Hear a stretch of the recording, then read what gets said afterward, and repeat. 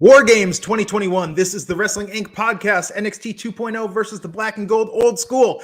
I'm Glenn Rubenstein tonight with Alfred Konuwa and NYC Demon Diva Issa, here to break it all down. The new school versus the old school versus perhaps a swan song tonight for a talent or two. The worst promo video vignette ever, question mark? And so much more to dive into and talk. Welcome both to the show. Before we dive in and talk about what was a snappy hour, peppy, flew right by. They got all their stuff in. It worked. It was good. But we got some news before we dive into the War Games. Yeah, you kind of hinted toward it at the top, Glenn, in terms of people who might be having swan songs. Let's get into a couple of them, starting with Kyle O'Reilly. Now, Kyle O'Reilly, we saw an angle here tonight in NXT WarGames that will definitely lead to a match on NXT television, but it could be one of Kyle O'Reilly's last matches in NXT, as PW Insider is reporting that as of right now, he has not come to any type of terms with WWE, and this could be his last week with the company if he does not sign a new contract. What do you think about that, Glenn? Do you think WWE NXT should make a play to keep Kyle O'Reilly? How do you see this playing out? I mean, I think they are, right? I think with both him and perhaps with Johnny Gargano, they don't want to lose either of them. I mean, I don't think they want to lose any talent right now that quite frankly hasn't been released, because if you haven't been released, they see some value in you. They don't want the competition to get them. And with Kyle O'Reilly and Johnny Gargano, I mean, I could see WWE saying, like, is this really going to hurt us? Especially Kyle O'Reilly. If Kyle O'Reilly goes to AEW, like, what is that going to do that has not already been done by Adam Cole and Bobby Fish going there? It's not going to attract any new viewers. No one's going to say, oh, they had 2/4 of the Undisputed Era, but now that Kyle is there, I guess I'll start watching Dynamite. So I don't know. I guess the question is, how much does WWE really see in either of these guys, or is just them trying to take a chess piece off the board out of spite and then to have some strategic advantage? Yeah, I mean, he's obviously going to have one more match on the steel cage match that was announced tonight against Von Wagner. I don't know. I actually thought he cut an awesome promo first time. I'm actually probably giving him props here, but I thought he did great on that promo. There's nothing for Kyle O'Reilly to do. I feel like if they were going to do something with him in NXT, they would have done it by now, especially after Adam Cole left and they let him win that feud, technically speaking. So, if I was him, I would consider my options. Do I necessarily see him gone? I would say most likely, because there's a lot of reports that WWE has been vocal about keeping him, but he's still yet to resign. You would think at this point they would have, came to an agreement. So I can see him leaving. Yeah, and it does seem like maybe there's not a lot for him to do, but in the time they are, he is a big fish in a smaller pond, and with NXT and WWE going the direction of developing people who maybe are coming from scratch and don't have that wrestling background, they're also going to need people like Kyle O'Reilly to show them the ropes, have good matches with them. Like, it can't just be all people from scratch. It would be a disaster if it hasn't started to go that way now. So they're going to need these Johnny Garganos. We as fans look at it as, what can they do personally in terms of their growth? But WWE may value them from a standpoint of, in order to be safe, in order to really train these guys who we want to be the next generation, we need guys like Johnny Gargano, Kyle O'Reilly to have matches with them. So, and I think they do have leverage from that standpoint. But don't you think, I mean, they could just pick up a Curtis Axel or some other release talent? Sure. Like if it's having good hands at the PC to work with these guys? They could, but if you're building, I mean, who knows how committed they even are to NXT anymore? Obviously, functionally as like a developmental brand and developing people, yes, but as a television property and as a brand, you kind of want those older NXT guys like Ciampa and Gargano and Kyle O'Reilly to at least embody the spirit of NXT until the next generation is able to get that rub. The main event tonight clearly proved that you need those old guys to make sure these new guys look good, which we'll get into. But I really enjoyed that main event a lot, and it was probably because of that dynamic that you're talking about, Alfred. But you have to think about it from Kyle O'Reilly's point of view. Nobody goes in and says they want to be Crash Davis and Bull Durham, that they're just there to, work with the young talent. They're at the end of their career and they're like a player coach.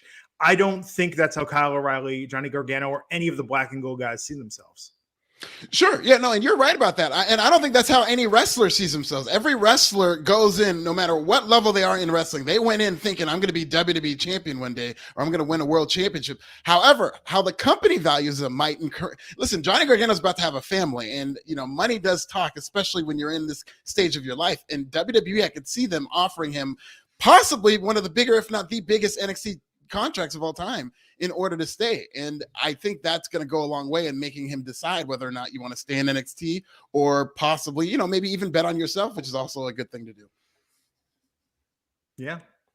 It's interesting. What else we got? Anything else? Oh, well, Anything yeah. else? Leading right into that, when it terms of Johnny Gargano, in order to help stoke those flames of the fact that he might be gone from NXT, Tommaso Ciampa took to Twitter and had a very interesting tweet about him and Johnny Gargano that basically said, if this is the last time that we team together, that it's been a pleasure. The exact quote was, if tonight, we get this tweet, okay. He basically said, if this is the last time that we see each other, what? And it led to a lot of speculation that Johnny Gargano could be leaving to NXT. And also in the main event, he came out to his old school, this Rebel Heart music, which possibly, maybe is part of a swan song. Issa, do you think this is the last time we'll see Johnny Gargano in NXT? The quote was, if this is the last time we share a ring together, I have 2 words for you. Thank you. Okay. Oh, Thank my you, heart. Issa. My cold heart warmed up when I saw that, and the pictures that he used on his Instagram post for this. It was just absolutely hard. He got everybody in their feelings, whether you like Johnny Gargano or not. You had to appreciate what he's done in NXT. He will definitely be missed if he is leaving.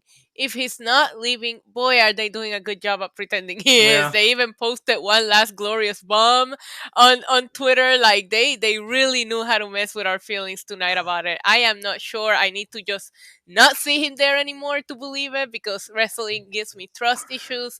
But they definitely play with our feelings. And if this is the last time we see him, they did a good job paying respect with the song and everybody, being behind him tonight.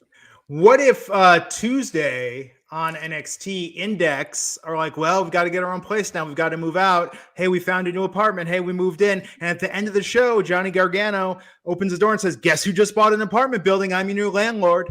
There you go. Yes. And we've all been swerved. Yes. I think he stays. I definitely think he stays. I mean, there's a factor there with Candace, and I believe they might.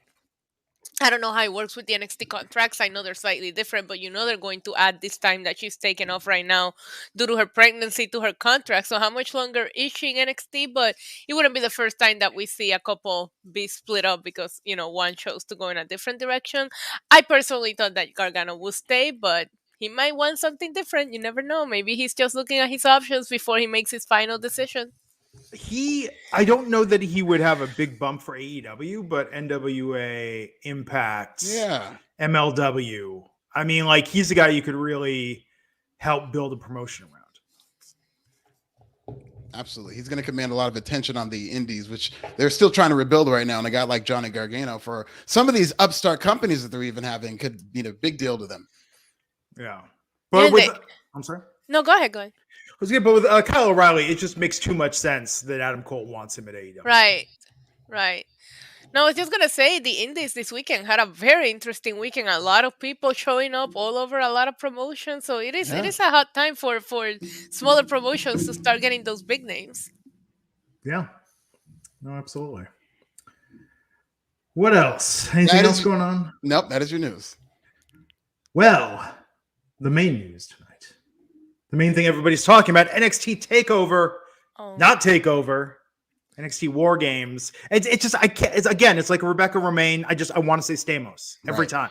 Oh, yeah. I so many times went to type hashtag NXT Takeover tonight, and I was like, crap, that's not it. That is not it. Yeah, it's going to be hard to not say Takeover.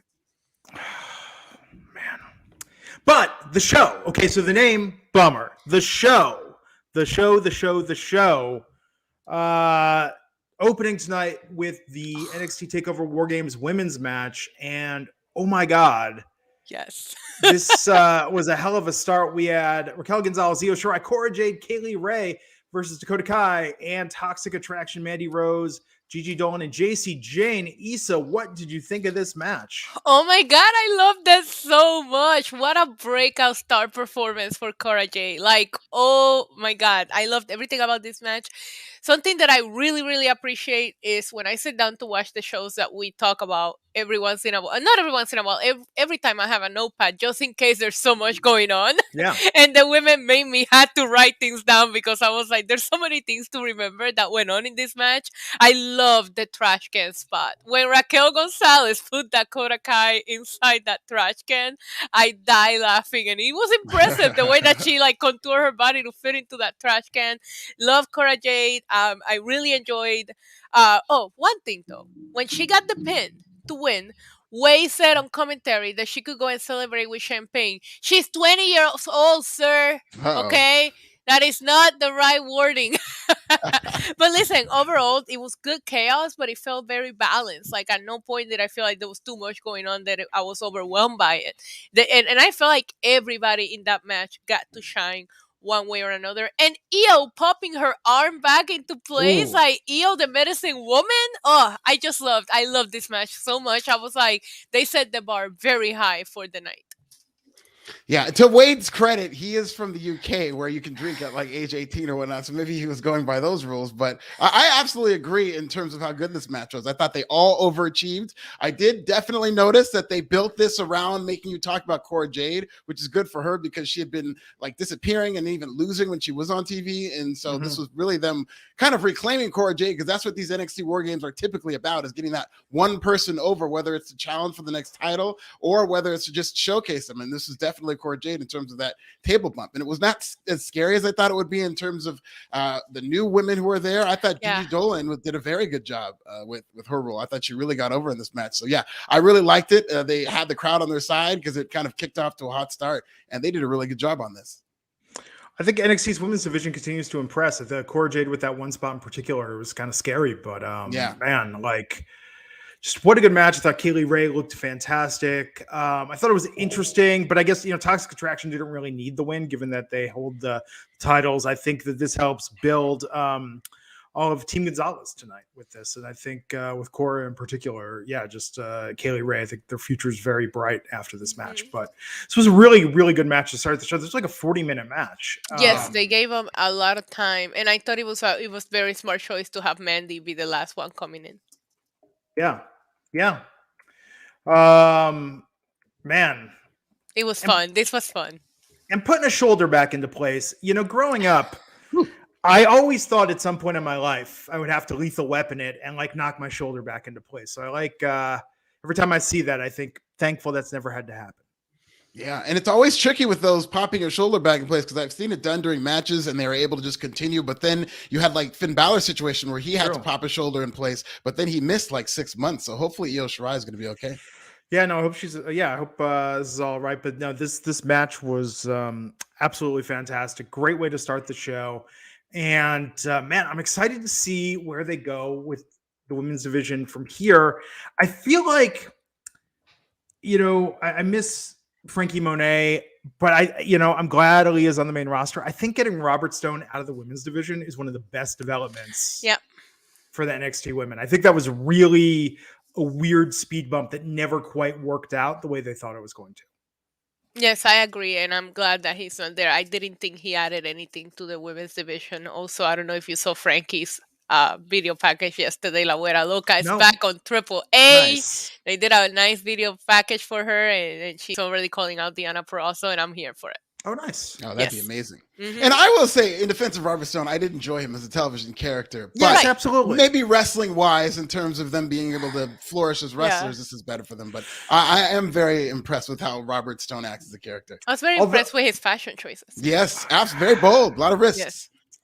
Although now that I think about it, what do you think the odds are Tiffany Stratton and Robert Stone cross paths in the very near future? See it. He's coming back. He's been standing in the corner. I believe it was of Persia Parada, and there's somebody else who's standing in their corner and kind of observing. I think it was Sokola, but if that's the case, then that will go to confirm that she's fake rich, because I would assume she will be able to afford a better manager.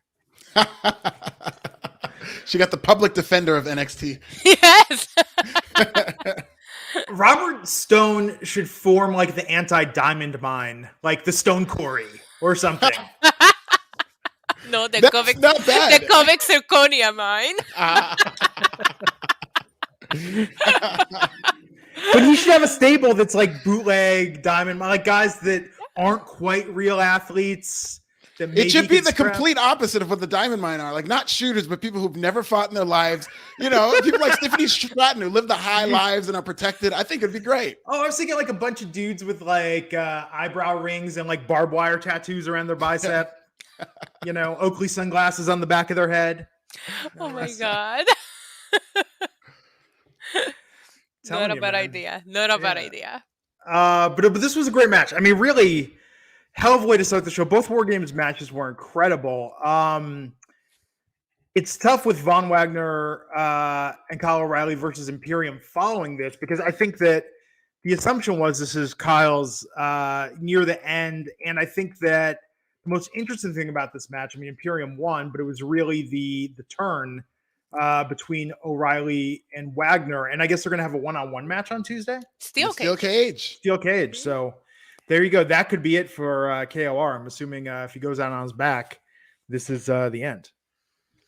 Sure. Yeah. Yeah. Go ahead. Go ahead, Lisa. Alf. Okay. No, you go. No, I was just gonna say I wish they would have put this match in the middle, because wrestling wise, I thought this was another match that peaked. But because it followed War Games, maybe it didn't get the attention that it needed. Because as somebody that I always tell you guys, I keep on forgetting that Imperium are the tag champions, and I thought that tonight they looked incredible in this match. I Really? thought they really, yes, I really enjoy what Imperium did here. I wish they would have put this match in the middle and then maybe done the Gacy and Roderick Strong here. Or the hair match. Or could've the hair worked. match here, just as a cool down from that amazing opening match. Anyways, that being said, I thought that Imperium looked good, but there was a spot in which I think Kyle O'Reilly had him in the hold, and he looked like he tapped, and then commentary said that he tapped, but he didn't, and the match continued, and that kind of threw me off a little bit from the end. But I thought this was a fun match. I thought it was a really good match too, especially from a wrestling standpoint. They Mhm. all. I've never been more impressed with Von Wagner in terms of Really? wrestling. He Same. looked pretty good in this match.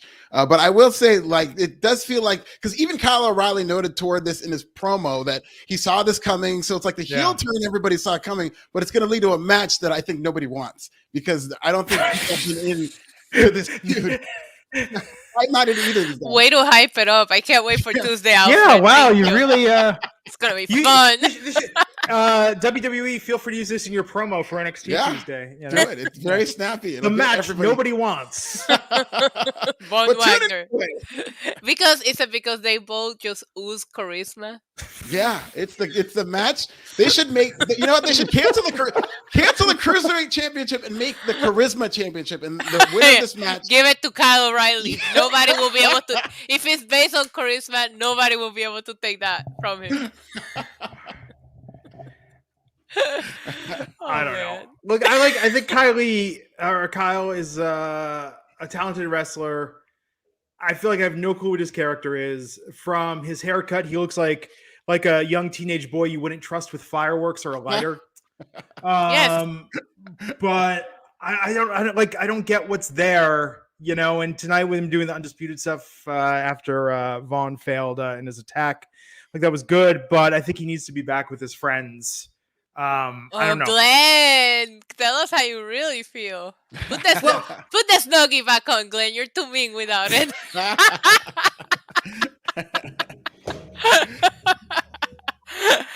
You know. Look, Imperium, we've talked about this. Walter is money. Imperium is coming into their own. But when you've got MSK, Grizzled Young Vets, Yeah. Members of Diamond Mine, like in the tag division right now, I don't know. I just think that, there's some parts that are lacking. You know, Brooks and Dunn, for instance, not interesting. Yeah. You know, Yeah. we gotta do something to change this up. You know, Agreed. And I need MSK to stop looking for. I mean, just tell us who the shaman is and bring them back, because this is getting annoying without them.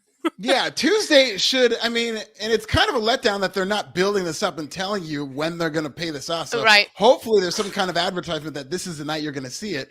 But yeah, I think I'm ready to see who the shaman is. So Here's the question. Is this going to be a satisfying payoff, or is it going to be something stupid? Yeah, I think it's something stupid. I think it's going to be comedy. Complete comedy. Yeah, I'm not gonna put my hopes up, Glenn. I've learned the hard way, so I'm just gonna say it's gonna be dumb. Okay, first thing comes to your mind, Alfred, who's the comedy payoff for the Shaman? I'm gonna say William Regal. I'm just gonna say William Regal. I mean, that's kind of an okay payoff, but he said, what's the dumbest payoff you could think of? The dumbest? Yeah, like the dumbest, like they think, aren't we funny? I don't know. Kyle O'Reilly? That's dumb for another set of reasons. I was gonna say like Doink the Clown or Papa Shango or Hornswoggle? The Boogeyman. Yeah. Yeah, that would be pretty. What if it's Santa Claus? What?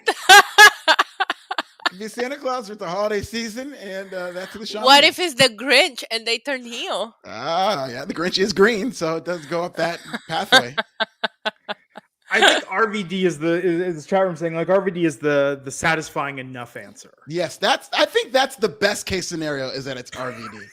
I mean, maybe we get a cameo from Riddle, that'd be fun, but best case scenario RVD. Really aim for the middle. Yeah. Aim for what you think might happen. I aim for they're not ever gonna tell us and there's no payoff. Oh, wait a second. What about Devon? Oh, I mean, he's there. Yeah, I don't know what the tie-in there. It's tag team. It's a tag team. Oh, okay. Well, yeah. What a reach. Yeah, if we're going to do the tag team thing, he should really be there with Bully Ray, and they're not seeing eye to eye right now, unfortunately. But if you're going to do the tag team route like that, it should be both Dudleys. Well, but if it's one person that's the tag team shaman. Oh, what about what's his face? Authors of Pain. Oh, Paul Ellering. Yeah. I don't know about that. I mean, that'd be fun. Pains. I forgot about them. Yeah. R.I.P. We all have. It was fun while it lasted, though. It was. It really was. It was all fun and games until Drake Maverick peed his pants. Yeah, that was probably the high point of their main roster run.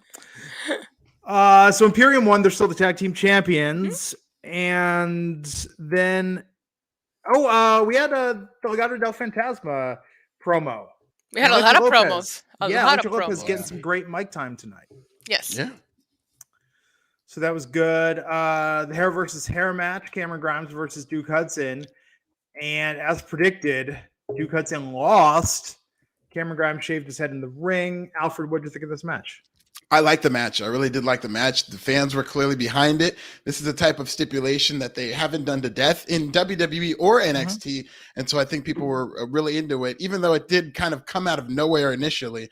I think people were really into it. And I'm glad that Cameron Grimes won. And I did get my hopes up because he was palling around with a former WWE legend in Ted DiBiase. And so I was thinking to get his haircut, especially because Duke Hudson tried to run away. I was thinking they can get Brutus the Barber Beefcake because he's out, the WrestleCon circuit. So why not bring him in for a haircut for another 80s legend to team with Cameron Grimes and give him the rub? I thought that would have been great. Yeah, that would have actually been pretty awesome. I thought this match was really, really good. I thought they both looked good. I thought it was one of Duke Hudson's best showings so far. Like Arthur said, the build-up was weird. I don't know how we went from poker to hair, but here we are, right? But yeah, and like you said, there was a payoff. There was a second where he started running away that I was like, if nobody gets their hair cut, I'm going to be mad. Because like you said, this is a gimmick that they don't do often. So when they do it, you do want to see a payoff. So there was one slight second that I was like, if nobody gets their hair cut by Tuesday, I'm going to be upset. But they ended up paying it off, and I can't wait to see what the new full haircut is going to look like, which I'm sure we'll see on Tuesday. Yeah, absolutely.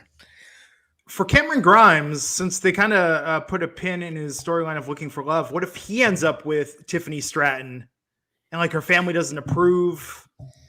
There's so much we could do with this storyline. Maybe this is where Cameron Grimes goes from here. Her family is going to approve because she's fake rich, and they know that Cameron Grimes has money. Yeah. So they're gonna force her like Rose in the Titanic. They're gonna be like, "You're going to love Cameron Grimes, and you're gonna marry him." I'd love that. I think they could do a lot with Tiffany Stratton and Cameron Grimes because of the money aspect. Me Now, too. of course, Tiffany Stratton, they chose her last name as an homage to Ricky Schroeder on Silver Spoons. But no, I think there's a lot they could do with this and that overlap. I mean, Issa, to your point, it actually sounds like a pretty great storyline. Yes. Yeah. Like, what if the family's going broke and they force her to date Cameron Grimes just because, they want the money? She's not really in love with him, but then she falls in love with him. Oh my God, I want to really write it. Yeah, let's do it. Fan fiction. If nothing else, this has to be fan fiction. I'm going to start my own vlog. It's going to be a fan fiction of Yeah. Cameron Grimes and Tiffany Stratton, like star-crossed lovers. I have to admit, so main roster, we have some decent ideas, but I think if the three of us were running NXT 2.0, I think we could really improve the product week in and week out. I know for a fact that we could. Yeah, I agree. I feel like we're thinking about this more than the creative is. Creative, who tonight brought us 2 Ika Manjiro promos, which were, I believe, one of which was only shown in its entirety on Peacock. So one, we had him going through his closet and talking about the merits of Style Strong, which I thought was brilliant. And he came across as very likable, showing off his jacket collection. The second promo had him talking about his diet, where he proceeded to eat from a tub of ice cream and then ended with him running to the bathroom, a shot outside the stall of his pants dropping, and then like sound effects while he was on the toilet. I'm not a man that would ever say like, oh, so-and-so needs to be fired or future endeavored, but whoever was the quote-unquote creative mind behind this promo needs to be barred from ever contributing anything to NXT ever again.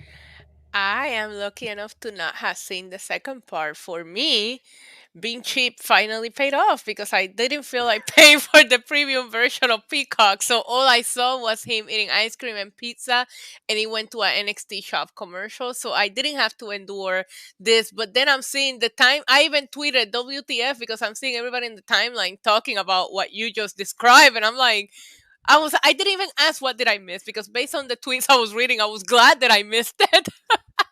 Yeah.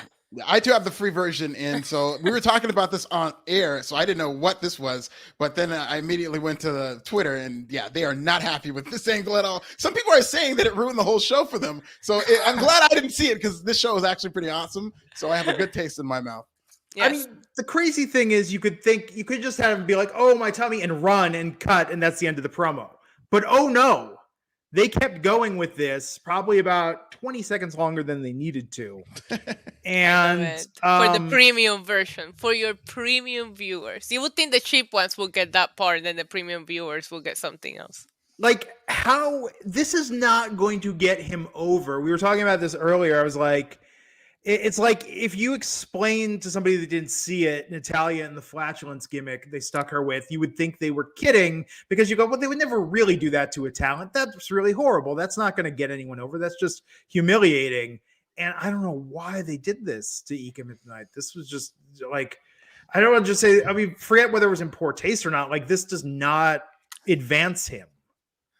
Okay, you say that, but I think a poop segment with Ika Manjiro would get him over with the one man where it counts, Vince McMahon. I think either he came up with this, or if he sees this, he'll be like, "Oh, that's comedy. We need to get that guy on our roster doing that on Monday night." Oh, Jesus. What if the pizza that he was eating that forced this stomach, issue was the Pizza Hut from Survivor Series? Oh, intertwining storylines like the Attitude Era. I like that.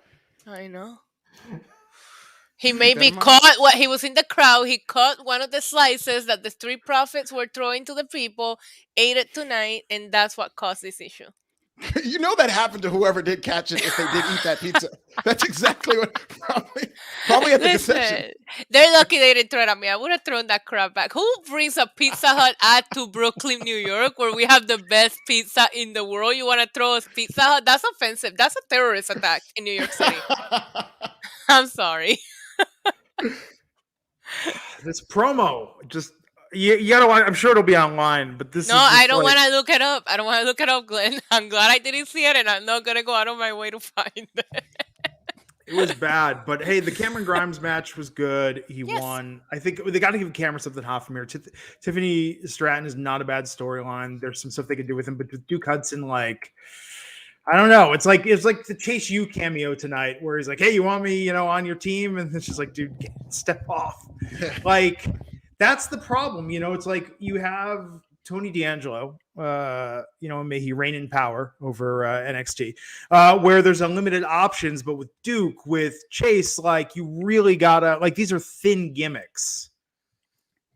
They've got to come up with a way to keep these relevant. And the problem with them, particularly with Duke Hudson, is it's a gimmick that you can tell they're still thinking out, and I don't even think they figured it out. And maybe they even gave up on it because they really don't lean on the poker part anyway.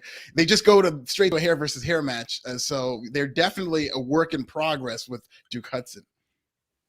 Yeah, Duke Hudson, I don't know. Ever since they started with the poker and they didn't make it like some kind of weird underground poker with some kind of stakes that led to a match, it was weird how we got here, right? Because he didn't fight Cameron Grimes for the money he lost or anything related to the poker. So, yeah, you can tell they're going week to week with this character, and some characters with the new NXT got over tonight. I felt Duke Hudson looked great in the ring, but I don't think it did anything for his gimmick. Maybe the new hair will reinvent him. There you go. S. Penn, Buck99 saying Chicago is the best pizza in the world, not New York. That's a pasta casserole, my friend. Yeah, look, New York has pizza pie, Chicago has pizza cake. It's it depends on your taste. Yeah, in my humble opinion, pizza doesn't get better than Garage Pizza in Los Angeles. And I've had pizza in New York, which is very good. I've had Garage Pizza in Los Angeles. It's not all that. Where's Garage located? It's like Silver Lake area, central Los Angeles. Very good. Well, I'll take you there when you come out to LA, Glenn. I went out of my way because Delicious Vinyl, one of my favorite hip hop labels, has delicious pizza with 2 locations. Their pizza was amazing.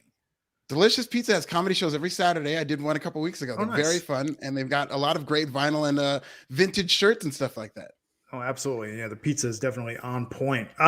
So we had the Cruiserweight title match, which was after the announcement of New Year's Evil in January. January 4th. Yeah, I'm looking forward to that. Joe Gacy versus Roderick Strong for the Cruiserweight title. And all the rumors, this is the end of the Cruiserweight title. Joe Gacy's going to win. No, he's not, because Roderick Strong, who's going to be the last member of Undisputed Era in NXT, won tonight and retained the Cruiserweight title. But what did you think of the match, Issa? I mean, the match itself was great, right? Going into the match, when they did the video package presentation, they shown Roderick Strong like slamming Odyssey Jones, and I'm like, he's winning this, isn't he? Which, I had a feeling. I'm like, they're showing him destroy guys that are much bigger than him. To me, I saw that as an indication that he was going to go through Joe Gacy. For me, this was the low point of the show. I thought WarGames was a fun show to watch. It delivered beyond my expectations for it, but this will be the match that I could have done without, but I am glad that Roderick Strong won because there's already 2 singles titles in the males division. We don't need an all-inclusive title that everybody can fight for it. Let's just book the 2 titles that we already have the right way and let the cruiserweights have their thing. I will say this. I was cheering for Joe Gacy. I do like the idea of an all-inclusive title, only because it wouldn't be like the other titles that are singles title. They wouldn't treat it like anybody can fight for this. That would be the message he tries to say as a heel. It's all-inclusive. But he would use it to fight just anybody, like literally anybody, not the elite athletes of NXT, but just people from the streets who look differently. And from a comedy satire standpoint, I really do like this idea and think that this is where it's going. And I do think the fact, because I thought Joe Gacy was winning tonight, I think the fact that so many people thought he was going to go over, and this was definitely an idea that NXT is going to run with, I think it helped this match in terms of having suspense. But I will say it followed like an emotionally charged match where you just saw some guy get his head shaved. So watching this wasn't as like emotionally charged, and I didn't think it was all that great of a match. But I am liking this idea of an all-inclusive title. It's something for NXT that'll set it apart, and I want to see where this goes. Well, it was emotional for me because after the other night's revelation that his shoot last name is an Anglicization of my last name and his family's from the same area, my wife did turn to me tonight and go, you do kind of look like you could be related. Yes. I would have liked if your wife said, he's kind of cute. Oh my God, imagine. Alfred, don't you think that I mean, maybe it's because I have a very little faith on new titles being brought in and being booked the right way. But when I started trying to analyze what they would do with this, I kept thinking of the $1,000,000 title, how it was like, it was fun in the storyline, Yeah. but it was kind of like a prop and they eliminated it later on. So maybe if they did that, it could be something that they do for the storyline purposes. And then at some point, a cruiserweight get it back and we take it back to the, cruiserweight title. I just wouldn't keep it there if Joe Gacy is not the one having it to use it as a gimmick. You know what I mean? Yeah. Yeah, no, I absolutely agree. It does have a shelf life, and who knows, maybe this is the way that they're eventually going to phase this title out, which would kind of be a shame, but they haven't done too much of the Cruiserweight Championship anyway, so why not just take a risk? This would be the most different championship in all of WWE, and it's about something that's pretty contemporary. So. It could go 24/7 so quick. Oh, though. yeah. Oh, I've got how you make it even funnier, and this goes with Vince's politics and Road Dogg's politics and everyone that's writing this 100%. He makes it the all-inclusive title. And then he defends it, and everybody for participating gets a title. So everyone's a champion. I love it. I love that. He could, change the name to the participation championship. Yeah. I love it. Everybody gets a participation belt. That's the open challenge, a participation open challenge, where like just for partaking in it, that's a genius idea. You see what I'm talking? Just like you were talking about, this is a brilliant idea. It wouldn't get better than this. This is how you make Joe Gacy actually funny. Yeah. When we start writing for NXT 2.0, I do not want my name near anything of what you guys are speaking about right now. The all-inclusive title will be your story to write. I'm out of this one. It's got to be Parker Bordeaux has to be presenting them. Just deadpan, present them with the title. And lifts him up on his shoulders. It's like, everybody cheer. We get a 2-4-6-8. Who do we appreciate chant after? Please, NXT, a participation championship. Come on, Issa, you'd be on board for that, wouldn't you? No. And someone will keep challenging him and losing and getting it, and then we'll have like a 16-time participation champion. Don't you remember when The Miz was giving out those participation certificates? It was a picture of him and Maurice saying, "You tried." You tried, yeah. I recreated one of those and printed it out and framed it and gave it to my wife for Christmas one year because that's like the best gimmick that they dropped. Yes. They should have been selling those on the shop. We thought. 1,000%. I used to have it on my favorite album on my phone, and I would respond to every lame tweet with that for the longest time. So good. But this match was good. I mean, okay, so take away the gimmicks, take away all of it. I mean, I thought Joe Gacy really showed that he can wrestle tonight. Him against Roderick was a great matchup. Slightly different styles. I mean, this was objectively, regardless of what you think of the gimmick or the scenario, this was a pretty good match, I thought. Pretty good, but in a card that we have, probably the low point. You know what I mean? But it wasn't a bad match. Do not get me wrong at all. It's just that what we're speaking about the whole show overall, this was, in my opinion, the lowest point, but it wasn't a bad match. Yeah, I will say it suffered from the placement, but I will say this as well, is the video package they put together, and this is typical WWE, it's not the first time this has happened, it was way better, and it made it seem like this feud was way better than it really was in terms of the stories and the points that they hit to get you prepared for this as to why they're fighting. I thought it made this very compelling.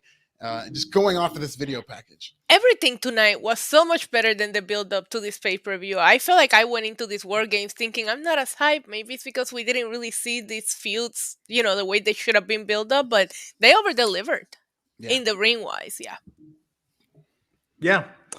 And the main event tonight, the men's WarGames match, where we had NXT Team 2.0, which really funny when you think about 2.0. On AEW, and the fact they keep calling NXT 2.0 tonight.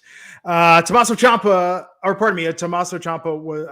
was black and gold. So the Wrestling Inc. recap has this in the wrong order, but Team 2.0 was Braun Breaker, Carmelo Hayes, Tony D'Angelo, and Grayson Waller versus the black and gold brand. Tommaso Ciampa, Johnny Gargano, Pete Dunne, and LA Knight. And Johnny Gargano getting quite an emotional entrance to his original music. Tommaso Ciampa making that comment backstage tonight being all about him. I mean, this did feel like this was Johnny Gargano's final match in NXT. I mean, most definitely, I feel like it's his final takeover match. Not that we use that term anymore, but his final NXT pay-per-view match, which again also doesn't make sense because you don't pay to watch this separately. Right. Tony D'Angelo was a vision in white, you guys. He came out in white. He looked like a Mobster Angel coming out dressed in all white. I absolutely loved it.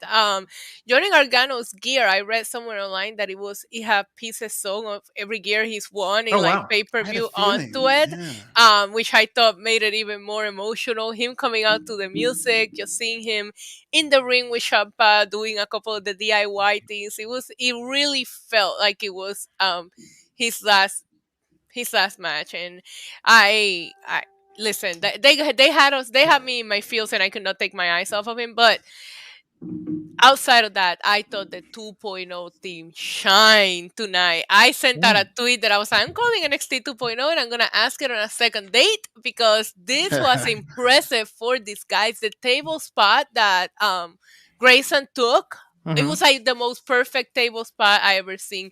Felt different from the opening match and the women's matches. We didn't see a lot of repeated spots. Yeah. Also, forgot to mention, special shout out to their team for setting this up because I didn't think they were going to be able to get War Games with the 2 rings and everything in that space. Yeah. But it did look cool. But yeah, I really, really was very impressed with Team 2.0 tonight. I was like, these new guys shine. The entire 2.0 brand shine tonight. And this is how you get people to care about these characters, is by letting them wrestle like this. Yeah, I very much like this. Grayson Waller took a couple of crazy bumps through the table, and the first one with LA Knight was great, and the second one, like he was kind of flailing for the elbow drop, but the way the table exploded, I thought was very impressive in terms of how the table broke. And so I thought there was a lot of entertaining stuff in this match. The thing about LA Knight that really stood out to me was that he is a natural heel, and everybody knows that, and he knows how to portray a heel. So when he was being presented to this crowd as a babyface, particularly during his entrance, nobody really reacted to him because I don't think they buy him as a babyface, and they shouldn't because he wasn't explained as to why he is. But when he wrestles as a babyface, this crowd completely came alive in terms of the fire he showed and how he wrestled as a babyface, being more of a crowd pleaser. I thought he was really good and not advocating for him to be a babyface, but I thought it was very fascinating that once he got in the ring, people were going crazy for him and he knew how to play to that crowd. I thought Tony D'Angelo really shined tonight. I think him as always, in a feud with Petey Poppins would be excellent from here going forward. And we did get a spot between them just to kind of highlight that, which I think is what's going to be what's next for Tony. And let's a holy shit chant. Yeah. Pete can lean into sort of a Peaky Blinders, like different sort of street gang mentality. Yeah, they could do some stuff with this. And he locked the cage. Yeah. Tony D'Angelo locked. I thought Tony, Braun Breaker, actually Grayson, I thought they all looked great tonight, but I thought Tony and Braun really, really stood out, and Grayson just because of the crazy bumps he was doing. And Dexter Lumis, we got a Dexter cameo. Yes. Perfect. Under the ring, I really like that. What do you think? He was going to come for Tony, though. Didn't you think that, Glenn? Because the last time we saw him, Tony kind of lay him out, but he went after Carmelo Hayes. Yeah, I mean, after Trick. Yeah. I mean, I think they've got unfinished business, which most definitely will continue from here. But there's a lot of directions this can go, and I think the biggest of that is that Braun Breaker pinned tonight Tommaso Ciampa for the win. I mean, at New Year's Evil, I will be shocked if Braun does not rematch and win that NXT championship.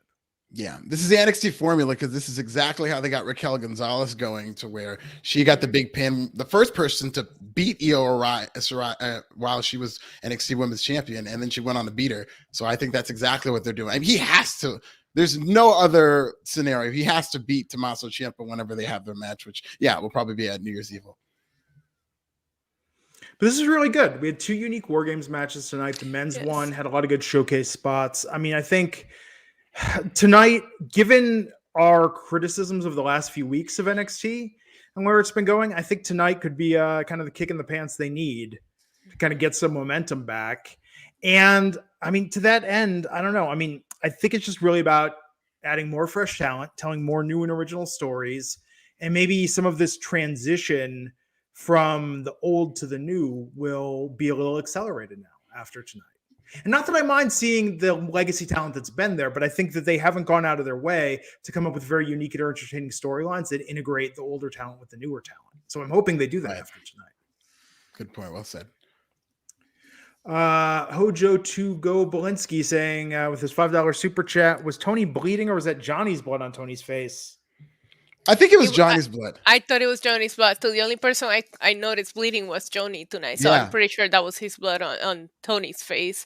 And to Glenn's point, I keep thinking of what Alfred said in the beginning of the show. I think that a lot of the reasons why tonight felt so good for NXT 2.0 is because a lot of the old school NXT people helped these guys shine, and girls, they all shine tonight. And a lot of it has to do with, interacting with the older NXT people, helping them get over in the ring.